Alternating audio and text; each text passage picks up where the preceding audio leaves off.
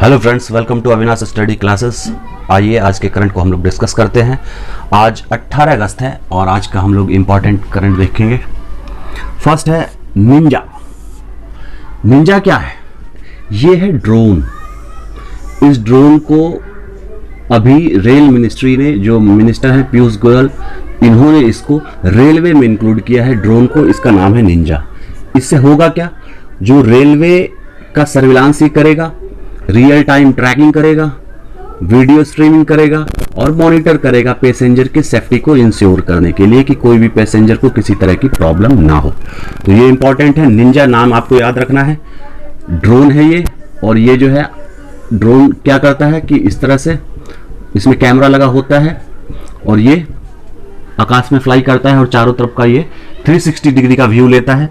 तो ये जो है रेलवे के सारे जो भी ट्रैक हैं या फिर उसकी बॉगी है, स्टेशन है, अलग अलग जगहों पे ये सर्विलांस का काम करेगा, यानी कि उसको देखेगा, देख रेख करेगा, मॉनिटर करेगा। ठीक है। उसके बाद है सेकंड स्वास्थ्य।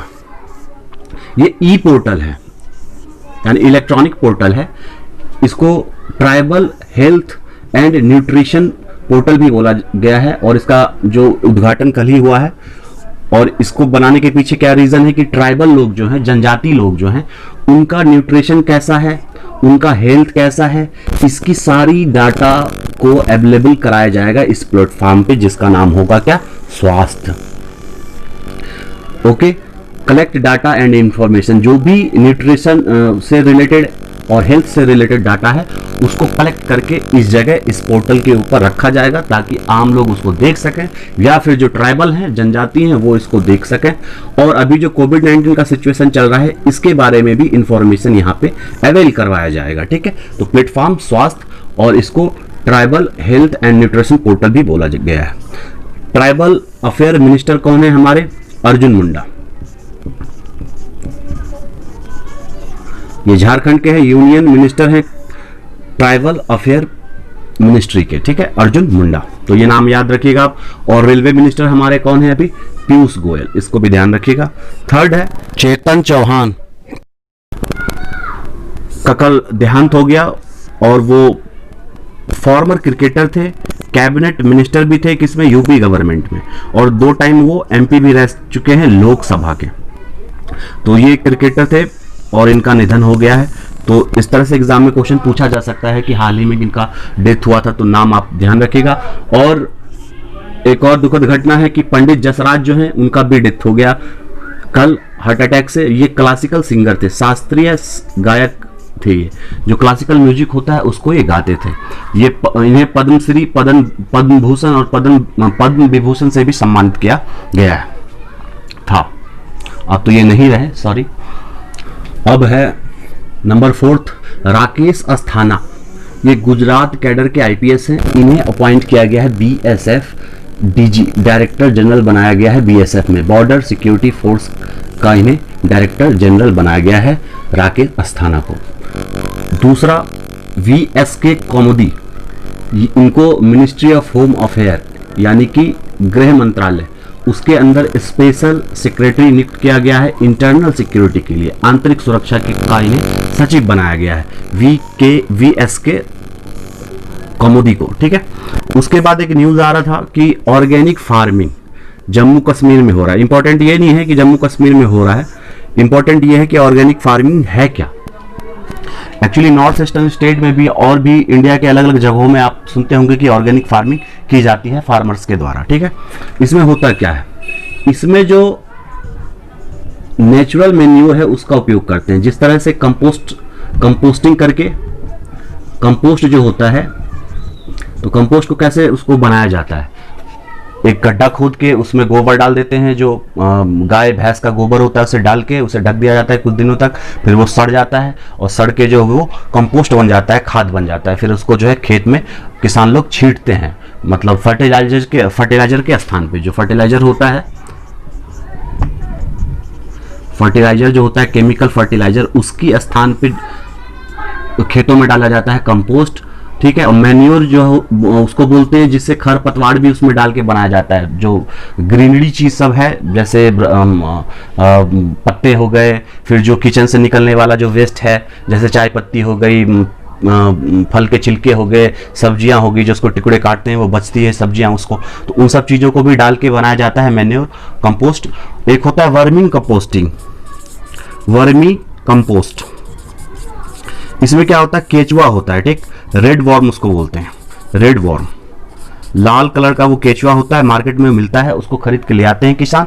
और ये जो भी घर का जो वेस्ट प्रोडक्ट है जो खाने से रिलेटेड है उन चीज़ों को गड्ढे में डाल के और इसको डाल दिया जाता है। जैसे कि उसमें डाल दिया गया सब्जियों के टुकड़े डाल दिए गए, या फिर डाल दिया गया पत्ते डाल दिए गए, गोबर डाल दिया गया, फिर जो भी हम लोग खाना खाते हैं जूठा खाना जो बचता है उसको डाल दिया गया। इस तरह की चीज़ें डाल के और इसको अर्थवर्म को उस पर छोड़ दिया जाता है। 2 हफ्ते 3 हफ्ते के बाद ये क्या करता है, उसको खा खा के और फिर उससे जो है बना देता है, वो क्या कंपोस्ट बना देता है। तो उस कंपोस्ट को बोलते हैं वर्मी कंपोस्ट।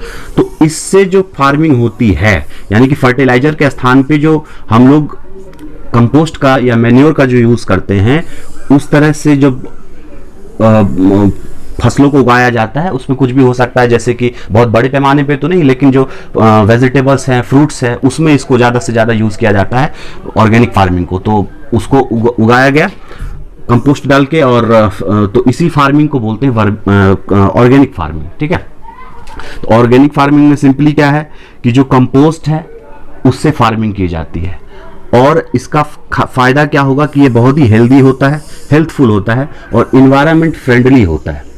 यानी कि जैसे कि जो केमिकल फर्टिलाइजर है उसका यूज़ अगर हम लोग करते हैं खेतों में, तो ये क्या है, नदी के पानी, जब बारिश होती है तो नदी में पहुंच जाता है, ये पानी बह के, बारिश हुई खेतों में और वो पानी के माध्यम से बह के नदियों में पहुंच जाता है। वहाँ पे जो है इकोसिस्टम, जो वाटर इकोसिस्टम है उसको इफेक्ट करता है, मछलियाँ हैं और भी जो जलीय जीव हैं वो इससे बहुत प्रभावित होती है, मरने भी लगती हैं। तो इसलिए जो है ये इन्वायरमेंटल फ्रेंडली भी है ऑर्गेनिक फार्मिंग, और ये गुड क्वालिटी का इसमें प्रोडक्शन भी होता है। जो इसके जो प्रोड्यूस हैं बहुत ही गुड क्वालिटी के होते हैं, खाएंगे आप तो टेस्ट भी अच्छा होगा उसका और हेल्थ पे भी इफेक्ट कम से कम उसका होगा। अब है 6, ऑयल स्पिल इन मॉरिशस। हुआ क्या है कि मॉरिशस के पास जापानी शिप जा रही थी, तो उसका जो है दुर्घटना हो गया और वहां से ऑयल स्पिल हो गया, यानी कि जो तेल है उसका बिखराव हो गया बहुत ज़्यादा मात्रा में मॉरिशस के पास, इंडियन ओशियन में। आपको मालूम है इस तरह से, जैसे अफ्रीका का मैप है, यहाँ पे मेडागास्कर है, और मेडागास्कर के पास ये रियूनियन आइलैंड है, और यहीं पे जो है आइलैंड मॉरिशस कंट्री है, ठीक है। इसकी राजधानी है पोर्ट लुइस। करेंसी चलती है यहाँ मॉरिशियस रुपीस चलती है यहाँ पे। तो इंडिया ने अभी इसको हेल्प किया है, 30 टन टेक्निकल इक्विपमेंट को भेजा है, प्लस 10 जो है इंडियन कोस्ट गार्ड जो है वो भी गए हैं साथ में, और प्लेन के द्वारा ये चीज़ सहायता पहुंचाई गई है ताकि ऑयल स्पिल जो हो रहा है इंडियन ओशियन में उसको कम किया जाए, रिकवर किया जाए, ठीक है। और पीएम जो है मॉरिशस के प्रविंद जगन्नाथ नाम है उनका, प्रविंद जगन्नाथ, ठीक है। अभी कुछ दिन पहले प्रधानमंत्री मोदी ने वीडियो कॉन्फ्रेंसिंग के जरिए यहाँ पे मॉरिशस में सुप्रीम कोर्ट जो है वहाँ का, उसका इनॉग्रेशन किया था ज्वाइंटली, प्रविंद जगन्नाथ और इंडिया के प्रधानमंत्री नरेंद्र मोदी ने, ठीक है। तो ये इंपॉर्टेंट है, ध्यान रखिएगा। उसके बाद है 7th में कि IIT दिल्ली जो है, जो नई दिल्ली में है, वो अभी 60वां हरित जयंती मना रही है। ये इंपॉर्टेंट इसलिए है कि यहाँ उपराष्ट्रपति, वाइस प्रेसिडेंट जो है वीडियो कॉन्फ्रेंसिंग के द्वारा जो है इसका इनॉग्रेशन किए थे कल, तो इसलिए इंपॉर्टेंट है। 60 साल पूरे हो गए हैं। 1961 में इसको कॉलेज ऑफ इंजीनियरिंग के नाम से जाना जाता था दिल्ली में, तो अब इसका नाम फिर चेंज हुआ, IIT दिल्ली हो गया, और 60वां साल इसका भी सेलिब्रेट किया जा रहा है। तो एग्जाम में क्वेश्चन कैसे पूछ सकता है कि हाल ही के दिन में कौन सी ऐसी संस्था है जिसने 60 वर्ष पूरे किए हैं, तो IIT दिल्ली। एक और न्यूज में चल रहा है कि हुई, ये जो है चाइनीज कंपनी है जो कि इलेक्ट्रॉनिक्स का प्रोडक्शन करती है। तो यूएसए ने क्या किया है कि ये जो हुई कंपनी यूएसए के अंदर अगर किसी भी मटेरियल को खरीद के और चिप का निर्माण करती है, चिप्स जो बनते हैं, अलग अलग जो डिवाइस में चिप लगता है, वो चिप जो मैन्युफैक्चर करेगी ये कंपनी हुई, तो उसका सेलिंग नहीं होगा यूएसए में, उसको बैन कर दिया गया है। अभी कुछ दिन पहले भी आपने न्यूज में सुना होगा कि 5G का जो है नेटवर्क वहाँ पे लगाने वाली थी यूएसए में, हुई कंपनी ने, प्रेसिडेंट ट्रंप ने भी इसको रोक दिया, 5G इससे नहीं लगवा रही है। मतलब चाइनीज़ कंपनी का यूएसए में भी बहिष्कार किया जा रहा है। इंडिया में आपको पता ही कुछ दिन पहले जो है 49 ऐप को बैन कर दी थी भारत सरकार ने सिक्योरिटी पर्पज से। उसके बाद है एक और इम्पॉर्टेंट न्यूज है कि ministry of HRD, human resource development ministry जो है उसका नाम ऑफिशियली अब चेंज हो गया। आपको पता ही है कि इसका नाम तो चेंज हो गया, मिनिस्ट्री ऑफ एजुकेशन हो गया, लेकिन ऑफिशियली चेंज हो गया है। गैजेट ऑफ इंडिया में इसका आया है कल कि अब इसका नाम जो है वो चेंज होके हो गया है मिनिस्ट्री ऑफ एजुकेशन। इसके मिनिस्टर हैं रमेश पोखरियाल निशांक, ये उत्तराखंड के पहले सीएम भी रह चुके हैं। तो आज के लिए इतना ही। Thank you very much. अगर आपको ये वीडियो यूजफुल लगे और आपके एग्जाम में ये हेल्प करे, अगर आपको लगता है तो इसे लाइक करें, सब्सक्राइब करें और शेयर भी करें। Thank you very much.